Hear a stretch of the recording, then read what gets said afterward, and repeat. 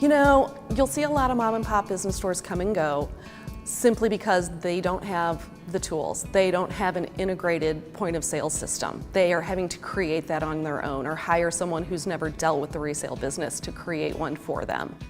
Being with a franchise gives you the opportunity to have them already figure out where the pitfalls were and build on that and really come to the party with some great opportunities for you to use in your store, like a point of sale system that is integrated and has a matrix system with every single brand out in the country already on there, with an advertising and marketing department that at a moment's notice will allow you to send them an email and be like, great, I need some help with this, and you got the support all of a sudden of an entire marketing team helping you build an event or create something that you're not having to start from scratch on your own.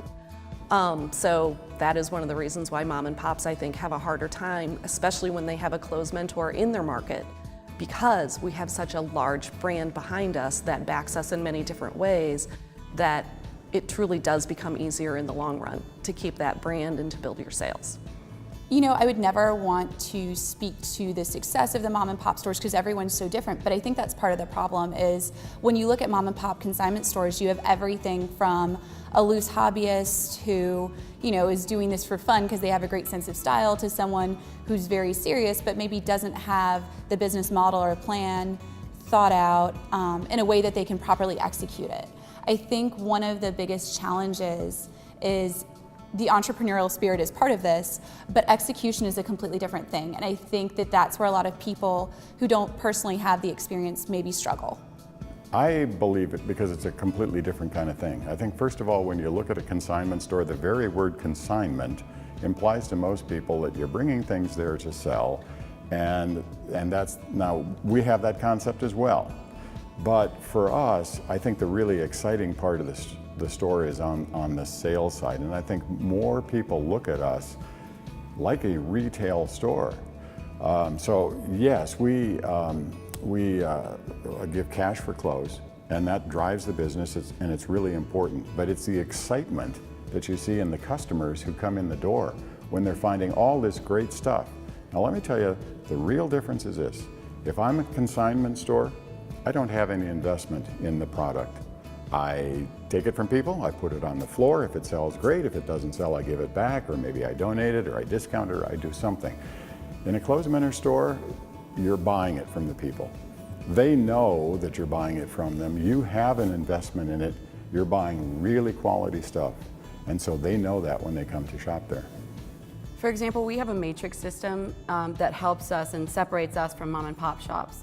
So let's say someone brings in a shirt, a J. Crew shirt, we type in J. Crew, long sleeve top. It tells us what to price it for, and it tells us how much we're gonna give them. We don't have to trial and error those type of things. So it's really beneficial. Mom and pop consignment stores can do very well.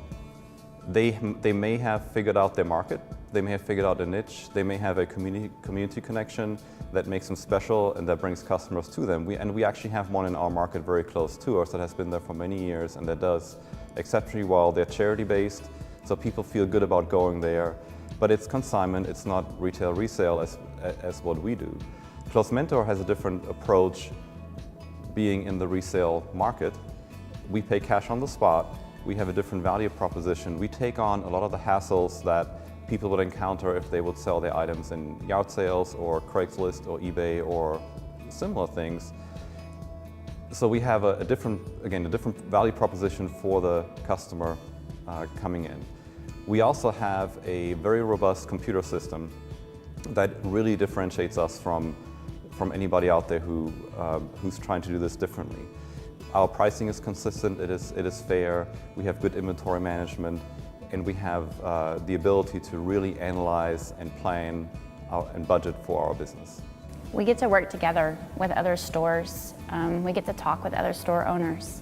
There's people that have been in the business like us for just a year and have been able to turn it around because of the knowledge that the other people have.